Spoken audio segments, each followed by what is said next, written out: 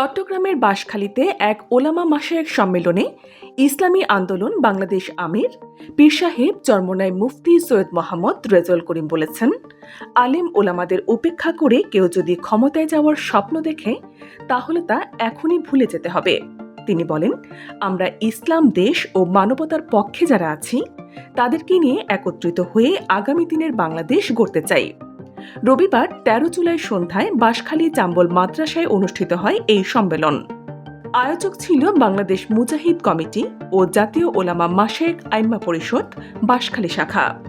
সভাপতিত্ব করেন চাম্বল মাদ্রাসার মুহতামিম পীরে কামেল আল্লামা শাহ আব্দুল জলিল।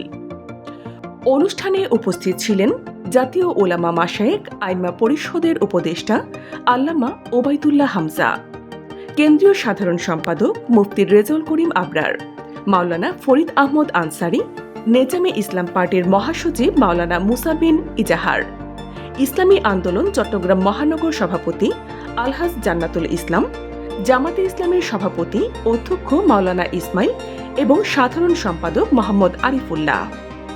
আরও উপস্থিত ছিলেন মাদ্রাসা ও সংগঠনের বিভিন্ন পর্যায়ের নেতৃবৃন্দ ও ওলামায়ে কেরাম। সম্মেলনের মাধ্যমে পীর সাহেব চরমোনাই আলেম সমাজের ঐক্য ও সক্রিয় অংশগ্রহণের গুরুত্ব পুনর্ব্যক্ত করেন এবং রাজনৈতিক পরিসরে ধর্মভিত্তিক নেতৃত্বের ভূমিকা আরও শক্তিশালী করার আহ্বান জানান। এ ধরনের গুরুত্বপূর্ণ খবর পেতে চোখ রাখুন BGN TV 24। সংবাদ যেখানে, বিশ্বস্ততা সেখানে।